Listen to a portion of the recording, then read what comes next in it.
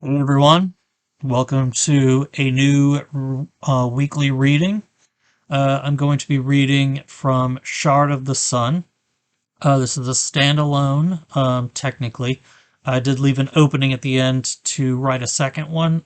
This book, as I mentioned in previous videos, didn't sell very well, so I did not write second book, but I do have plans at some point, hopefully next year, we'll see, fingers crossed, to kind of come back to some series that I never finished and revisit them, write new books, and kind of go see how they go with sequels. But with that said, we'll just jump into it. So Shard of the Sun introduction. I have climbed the peaks of hell, mountains formed from the souls of sin. I have bathed in the fires of brimstone, flames fueled by souls consumed with hatred. I have talked with demons, their lips sweet with the promises of power. Hell loomed before him. Farron cursed his weak body. Time had taken its toll on his shell of flesh, and he knew all too well what he was destined for. There had to be a way to escape his fate, and the answer, he believed, lay within the vexatious city of Ravendale, but those blasted warrior priests protected it. While he and his apprentices could easily crush them, they could not get past the magical shield that had been erected over the city. Farron had tried once, much to his dismay, to enter the city by force. He lost several apprentices, and the shield had burned him severely. The many scars covering his body were a testament to the power of the shield. He gripped the worn wood of his staff, putting most of his weight on it, and shuffled feebly over to the window. One of his novices, Vias, stood by his door at all times in the event he needed something. The young man moved as if to help him, but the piercing look Farron gave the apprentice stopped him cold. "I am not helpless," Farron said angrily. Once he would have killed over an indiscretion like that. But now, those seeking to learn the darker side of magic were few. He needed them all, much to his dislike. It was another reminder of his weakness. Farron pushed the window open, and was assaulted by a blast of icy wind. The gust blew his hood back, whipping it around wildly. The cold wasteland of Yurn was a cruel and harsh land. The days were cold and merciless, the nights much more severe. But it served his purposes. Out of the prying eyes of those who sought his destruction, Farron was free to do as he wished in secret. The sky was black. No stars could be seen through the mass of dark clouds that brought snow falling in copious amounts. Farron stared out at the empty land, barren and covered in winter's breath. It had been 80 years, 80 long years since his escape from hell. He admitted his foolishness to himself. Attempting to take over the nightmarish land of demons, he found that he was sorely overpowered. He knew the truth of life in the moment of his escape, and it drove him to find a way of avoid going back. His magic could no longer prolong the inevitable.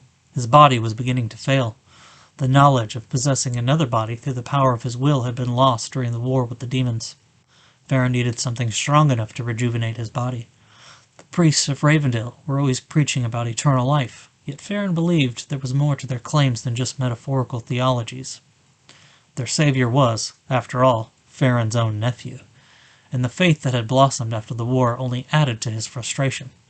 Farron himself had once been a priest of the gods, and he had willingly chose the other side. But these people believed something different. No matter, he whispered to himself. As he stared up into the sky, he heard a loud rumbling like thunder, followed by a bright flash. Farron leaned forward, sticking his head out into the whipping wind. Snow and ice pelted his face, but he kept his focus on the sky. Through gaps in the clouds, he could see a streaking light steadily descending toward the earth. Could it be? "You!" Farron cried. He heard Vias approach. Farron pulled his head back inside and turned his eyes on the young man. "Get the others, quickly. I have a task for you." Chapter 1. Broderick threw some herbs into the pot over the fire and stirred it with a small spoon. The night air was warm, and the light of the moon reflected off the clear waters of the Paddleford Lake. His home was built on the edge of it, and the lake was in the center of the woods at the base of a large mountain. There weren't many people that lived near the lake. The house had been in Broderick's family for as long as anyone could remember, and it was passed down through the generations. Broderick's parents had died of disease several years earlier. He was almost 23, with short blond hair and large, bright green eyes. He was a few inches short of 6 feet, with broad shoulders and strong corded muscles. He earned a living cutting down trees and selling the wood. He leaned in close to the pot and smelled the soup. It made his mouth water. He hadn't eaten since noon and he was starving. He grabbed a cloth and pulled the pot off the fire. He quickly poured its contents into a wooden bowl before he burned his hand. A loud explosion that sounded like thunder startled him. A flash of light in the sky caught his attention, and Broderick watched as it streaked across the heavens. His eyes widened in shock as he realized the streaking light was coming in his direction. Before he could make up his mind as to what direction he should run, the light came roaring over his house and splashed into the lake. A wave of heat washed over him, and he cringed back. The water sizzled and bubbled where the object had hit. A strange light shone from the water, which made Broderick curious. "Might be a falling star," he said excitedly to himself. He could sell it for a high price in the market. His parents had found one when he was a boy and made a small fortune. The more he thought about it, the more excited he got. He quickly stripped down to his loincloth and waded out into the water. The lake was roughly 20 feet at its deepest spot. When Broderick reached the point where he had to stand on the tips of his toes, he breathed in deep and dove down into the water. With the moon shining unhindered, Broderick could easily see through the clear water. He spotted where the light was shining and went up for air. Another deep breath. He swam down to the lake floor and began to swim closer. As he neared what he assumed was a meteorite, the water became noticeably warmer.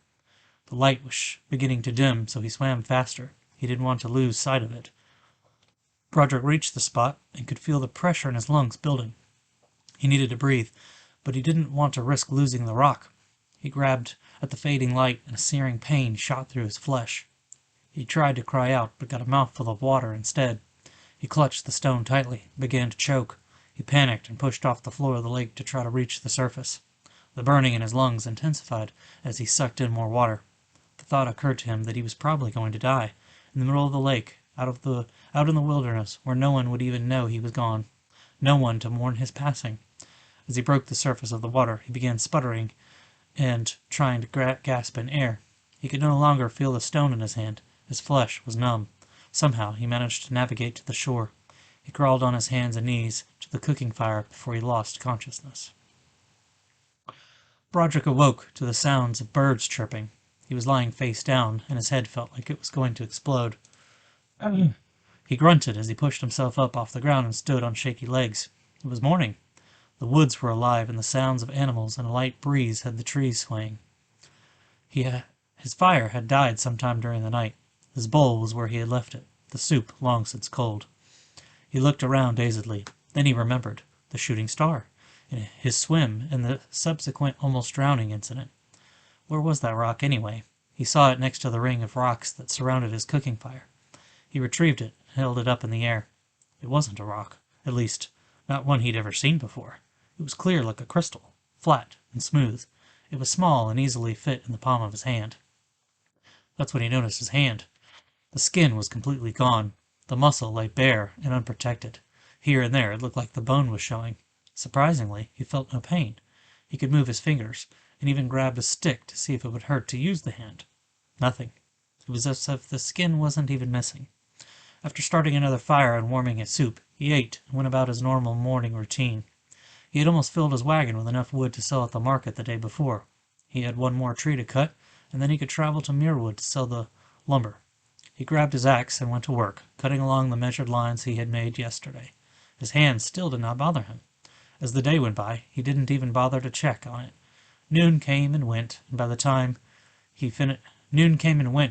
he finished his task. He was walking toward the lake to wash up when he saw something fall from a nearby tree. He walked over and saw that a baby bird was lying dead on the ground. Poor little thing, he muttered to himself. He knelt down and picked up the lifeless creature with his disfigured hand and dug a small hole with his other. He was about to place the dead bird into the hole when he felt it move. He watched in amazement as the baby bird stood up in his hand. "Ah, you weren't dead after all," he said. "Just a little stunned. Let's get you back in your nest." He looked up into the tree to see how high the nest was. Unfortunately, it was just out of his reach. He gently placed the bird in a leather pouch on his waist and climbed the tree. He reached the branch where the nest was and placed the bird back in it. "No more suicide attempts," he told the bird. Then he climbed back down. He went inside his house to get a towel and some fresh clothes. He would need to be at least somewhat presentable if he was going to do business in Muirwood. As he was going through his clothes, trying to decide what to wear, he noticed a large shadow pass by his window. He glanced out, but didn't see anything. He was about to go back digging through his clothes when he saw another shadow pass by, and another, and another. He walked over to the window, and his eyes widened in terror. An oversized hand smashed through the window and tried to grab him. Broderick barely leaped back in time to avoid being crushed. The hand disappeared, and then he saw several large forms that resembled men standing outside his home. Giants, he breathed in amazement. His parents had often told him tales of giants who lived on the mountain. As a child, the tales were exciting. As he grew older, he doubted the truth of them and eventually stopped humoring his parents. Yet here were a few of them. They were each carrying what appeared to be a club, though to Broderick they seemed more like small trees. One of them brought his club forward into the wall, and it crashed in on itself. Broderick cursed and ran out of his house, narrowly avoiding a club that came smashing through the ceiling. He grabbed his axe off the porch as he leapt down the stairs. Those creatures were tearing up his house for reasons he couldn't begin to fathom. Broderick turned to look back and saw the giants were coming straight for him. They were slow, lumbering creatures, but with their elongated legs they traveled long distances. He guessed they were at least 12 feet in height, except one. He was slightly taller than the others, and wore a cape made from the fur of the mountain lion that inhabited the region. Broderick had no idea what to do. He certainly couldn't outrun them. He would tire long before he reached any civilized lands that could defend against them. He looked to the wagon. His horses were attached and ready for travel. He wouldn't be able to free them before the giants killed them. The taller one said something that Broderick didn't understand. His voice was like the rumbling of boulders that occasionally tumbled down the mountain. They all ceased walking and just stared at him. If he were going to run, now was the time. He turned and fled. He got several yards before he risked glancing back at them. They were all still standing there. Just as he was turning his gaze back around, he saw one of the giants started after him. "Crap," he growled. He ran faster, pumping his legs furiously. A loud screeching noise filled the air. It sounded like a bird, but he didn't have time to wonder at the sound. His mind raced with places he could try to hide. They all seemed stupid. The giant was closing on him. His muscles and legs were burning. He was breathing too heavily to keep his pace much longer. He heard a crash behind him and looked just in time to see the giant swinging its club in a wide arc. Broderick was lucky enough to avoid the bone-crushing blow. The giant tried to stomp down on him, but he changed direction and sprinted toward the lake. Without thinking, Broderick leapt straight into the water. It felt cool in his flesh. He dived down under and swam as fast as his legs could kick. He felt the water surge around him as the giant followed him into the lake. Broderick came up for air and heard a ruckus where the other giants were, but didn't bother to look. The giant that followed him raised its club to pound him. Broderick sucked in a breath and dove under the water. The force of the giant's blow was lessened by the water, but when it struck him, it still hurt. It reminded him of a time a tree fell the wrong way and slammed into him. Had he been struck outside the water, there was no doubt in his mind that he would be dead. By some grace, he was still alive. The air had been knocked from him, and he struggled to get above the water. He broke the surface, expecting to see the club bearing down on him again. Instead, he saw the giant swatting at something around its face with its free hand. Broderick painfully wiped the water from his eyes and was about to swim away when he spotted several birds swooping in to claw at the giant's face. The giant roared angrily in pain and kept trying to slap the pesky creatures away. Broderick glanced in the direction of the other giants and found them in the same situation. Birds of all species and sizes were swooping down and attacking the humanoid creatures. The giant in the water managed to hit a few of them out of the air, but more of them took their place. The sky seemed to come alive, as at least 100 birds took flight from the trees and joined in the battle. Broderick noticed that where the giant was standing, the water only came up to its ankles. In his panicked state, he had almost forgotten that he still had his axe. It seemed like a suicidal idea, but he decided to use the distraction of the birds to launch his own attack on the giant. He swam back toward the giant, easing slowly closer to make sure he didn't get stepped on. The thought of birds coming to his rescue seemed odd to him, but he didn't question his luck. Broderick hefted the axe up and drew it back as if to at a tree. He was about to swing it when he noticed multiple pus-filled sores on the giant's left ankle. Apparently, the creature must have stepped in some toxic plants. He smirked as he struck a powerful blow to the giant's infected flesh. The axe cleaved right through it, spilling pus and blood into the water. The giant's roar was louder up close. Birds swarmed around its face, scratching and pecking. Broderick struck the giant's ankle again. Flesh and tendons separated from one another, and the giant's leg crumpled under its weight. It fell backward into the lake, water splashing everywhere and waves rolling across the surface. Broderick tried to get out of the way, but the waves slammed into him, pushing him off his feet. They also pushed him onto the shore. He scrambled to his feet and turned to see the giant thrashing around in the water. The creature fell deeper into the deeper area of the lake and couldn't seem to drag itself out of the water. The birds didn't help either. They kept diving in at its face.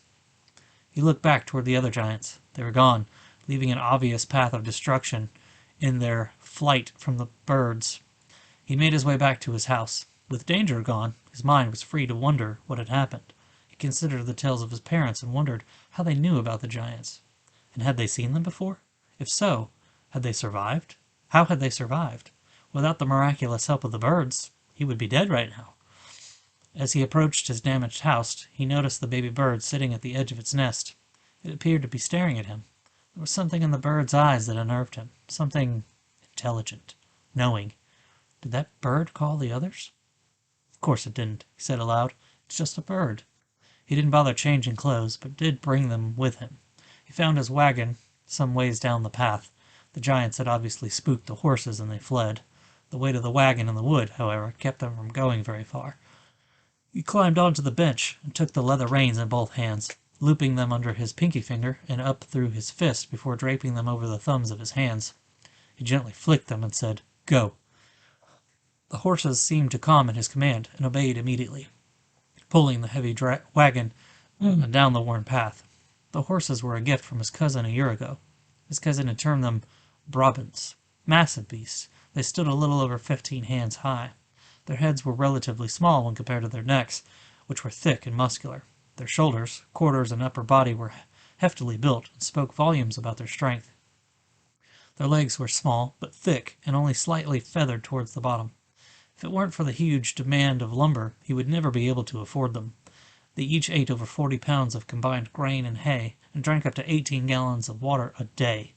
He was thankful to live near a lake. Thinking about the horses brought his cousin to mind. Broderick missed him. His cousin was a wealthy landowner and farmed honeysuckle. Broderick looked back to ensure the giants had not returned. He didn't see or hear anything out of the ordinary. If the giant in the water didn't get itself out of the lake, it would be long dead by the time he got back from Muirwood. His cousin was in for quite a story indeed. He leaned his back against the wagon and made himself comfortable. He reached into his leather pouch and pulled the rock out. In a few hours, he would reach the city of Muirwood, and in a few hours, he would be as rich as his cousin. All right, that's it for this week. Make sure you subscribe if you're not, and I'll be doing these readings weekly again, so they will release every Friday. Thanks for listening, and hopefully you enjoyed it.